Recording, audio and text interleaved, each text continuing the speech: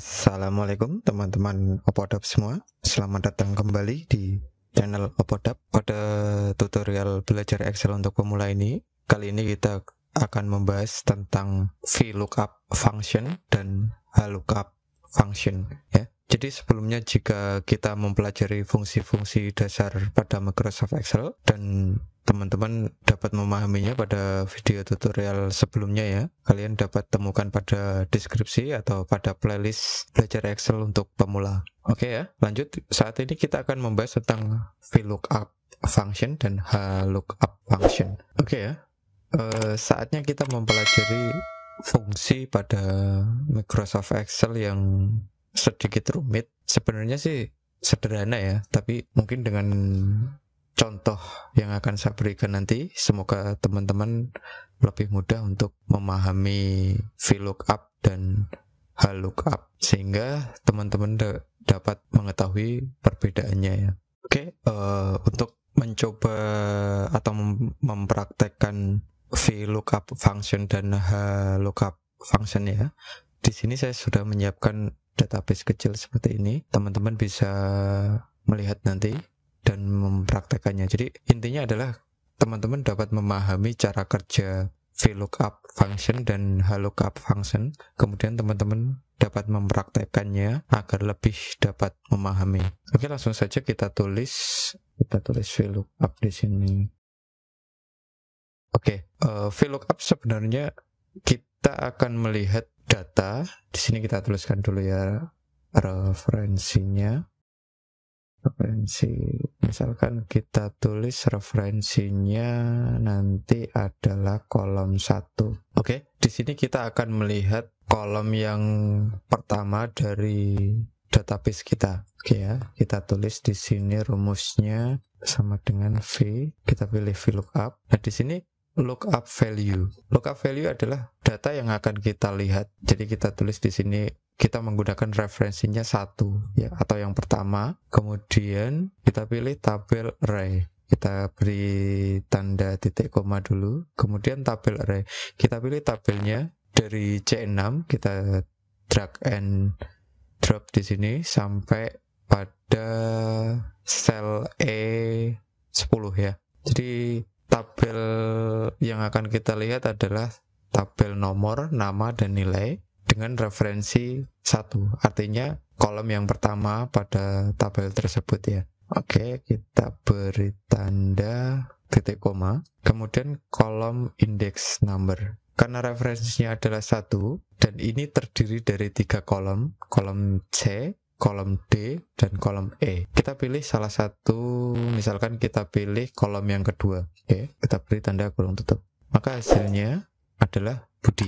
Saya ulangi. Di sini kita mempunyai tabel dengan 3 kolom. Yang pertama kolom nama, yang pertama kolom nomor, yang kedua kolom nama, yang ketiga kolom nilai. Dan kita mempunyai referensi 1. Artinya kita akan melihat data yang pertama pada kolom tersebut ya. Kemudian nilai 2 di sini adalah untuk menentukan kolom mana yang akan kita lihat. Karena di sini nilainya 2, itu artinya kita akan melihat data yang pertama pada kolom kedua, yaitu kolom nama di sini ya. Karena yang pertama Budi, maka jawabannya tadi adalah Budi. Jika referensi ini kita ubah, misalkan kita akan melihat data dari data yang ketiga ya. Data yang ketiga dari kolom ketiga, yaitu kolom nilai. Berapa nilai dari nama yang ketiga itu? Misalkan di sini kita akan melihat nama Putri, nilainya berapa ya? Karena Putri ini ada di kolom kedua dan pada urutan ketiga, maka referensinya kita tulis 3.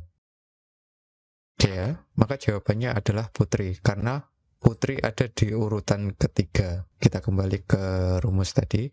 Putri ada pada urutan ketiga pada kolom kedua. Karena di sini kita pilih kolom kedua ya, dengan referensi nomor 3. Oke. Jika kita ubah nilai 2 ini menjadi 3, maka jawabannya adalah 60.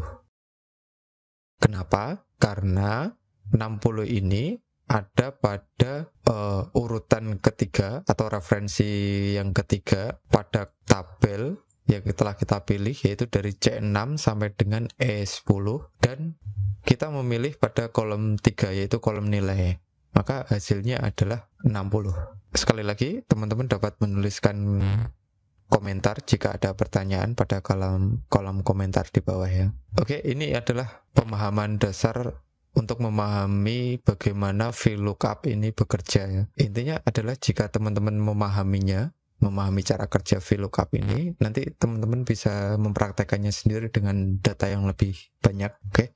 VLOOKUP itu sebenarnya adalah vertikal ya, vertikal lookup. Jadi kita akan melihat data secara vertikal. Vertikal itu seperti ini, kolom number ini ke bawah ini adalah vertikal. Jadi kita memiliki 3 kolom. Kalau dalam rumus kita berada pada kolom ketiga, maka kolom ketiganya adalah di sini. Kolom ketiganya adalah nilai. Ini adalah VLOOKUP, atau mungkin lebih mudah untuk dipahami adalah vertikal. Jadi kita melihat data secara vertikal. Saya ulangi lagi yang tentang VLOOKUP function ya. Di sini kita mempunyai referensi 1, kemudian pada rumus kita tulis C4, kemudian data yang akan kita lihat adalah pada sel C6 sampai dengan E10, lalu kita akan melihat data yang ketiga. Artinya adalah 1 ini mereferensikan dari ini nilai 1, kemudian kolom ketiga, karena di sini kolom index number, artinya adalah kolom yang ketiga, 1, 2, 3, artinya 1, kemudian kolom yang ketiga mana gitu. Jadi ini nilainya 70. Nomor ini sebagai referensi, jadi kita tulis kalau di sini huruf, misalkan ini kita huruf A, seharusnya jawabannya salah ya. Oke ya, bisa dipahami. Jadi referensi itu diambil dari kolom yang pertama ya. Di sini kita ambil referensi dengan angka 1. Kalau misalkan referensinya ini kita ubah A, maka dia akan hasilnya akan salah. Vertical functionnya. Kenapa ini salah? Karena referensi ini seharusnya 1, bukan A. Maka jawabannya not apply. Kalau kita ubah menjadi 1, maka hasilnya adalah yang mempunyai nomor 1, kolom yang ketiganya nilainya berapa, seperti itu ya. Oke, kita lanjut ke HLOOKUP. Kalau HLOOKUP itu referensinya baris ya, menggunakan indeks baris. Di sini kita tulis HLOOKUP kurung buka, kemudian di sini tertulis lookup value. Kita tetap pilih ini, kemudian titik koma, kemudian tabel array. Tabel array kita pilih tabelnya, kemudian row index, kita tutup dulu dengan titik koma, kemudian row index itu baris indeksnya. Row indeksnya kita akan tulis 2 ya. Ini karena referensi yang akan kita ambil adalah secara horizontal, maka di sini kita tulis referensinya misalkan Budi. Kenapa jawabannya Ahmad? Kita tahu bahwa HLOOKUP itu kita membaca secara horizontal seperti ini, maka yang dijadikan referensi adalah 1, Budi, dan 70. Berbeda dengan VLOOKUP tadi ya. Kalau VLOOKUP referensinya secara vertikal. Oke, vertikal. Jadi yang dijadikan referensi karena di sini vertikal itu hanya angka 1, 2, 3, 4, dan 5. Tetapi kalau HLOOKUP itu dibaca secara vertikal seperti ini, maka referensinya adalah 1, Budi, 70.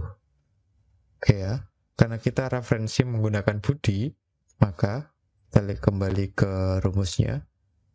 Lalu yang kedua berarti Budi, yang kedua berarti di sini 1, 2. Jawabannya adalah Ahmad. Kalau kita ganti di sini, kita enter dulu. Kita ganti di sini referensinya 70, maka jawabannya adalah 80. Karena kita menggunakan referensi 70, lalu di sini indeks row-nya adalah 2, maka kita hitung 1, 2. Jawabannya adalah 80. Mungkin tabelnya akan saya balik supaya teman-teman lebih mudah untuk memahaminya ya.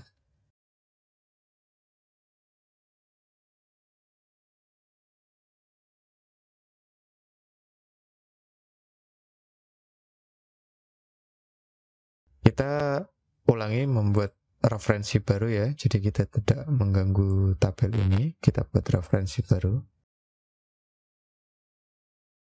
Referensi HLOOKUP ini karena seperti tadi yang saya bilang, kalau HLOOKUP itu kita baca secara horizontal, jadi seperti ini. Oke, kita tulis referensinya adalah 3 sama dengan HLOOKUP kurung buka, kemudian kita pilih referensinya titik koma, kemudian kita pilih tabel array-nya, lalu kita tutup dengan titik koma, kemudian kita pilih row index number, kita pilih karena kita tadi pilih yang ketiga, maka kita tulis 3, maka jawabannya adalah 60. Saya ulang kembali ya, referensinya 3, berarti ini karena ini HLOOKUP dibaca secara horizontal, kita ambil yang paling pertama. Karena yang tabel yang kita pilih adalah ini, maka yang pertama adalah baris ini. Karena ini referensinya 3, jadi kita hitung 1, 2, 3 di sini, dan indeks row-nya adalah 3. Berarti kalau tadi di sini kita hitung lagi ke bawah 1, 2, 3, maka hasilnya 60. Lalu kalau kita ingin mengetahui nama dari referensi kelima, bagaimana cara menulis rumusnya? Kita akan tulis nama dari referensi kelima. Berarti kita tulis dulu referensinya 5. Lalu nama itu ada di data atau indeks row nomor berapa ya? Indeks row-nya itu nama ada di nomor 2. Berarti di sini kita tulis 2. Jadi itu ya perbedaan dari HLOOKUP dan VLOOKUP. Semoga teman-teman dapat memahami cara kerjanya ya. Intinya adalah kalau VLOOKUP kita baca secara vertikal, yang kita baca referensinya ya, yang mau kita ambil. Kemudian kalau HLOOKUP itu referensi kita baca secara horizontal. Mungkin sampai di sini dulu tutorial tentang VLOOKUP dan HLOOKUP ya. Semoga teman-teman mudah untuk memahaminya. Oke, di video berikutnya kita akan membuat project kecil ya, project yang kedua pada tutorial belajar Excel untuk pemula ini. Dan selalu ikuti video tutorial ini tentang belajar Excel untuk pemula. Di video berikutnya kita akan membahas atau kita akan membuat aplikasi sederhana atau project kecil atau project sederhana tentang materi kita yang kedua, yaitu tentang function pada Microsoft Excel. Sampai ketemu di video tutorial berikutnya. Thanks for watching and ciao.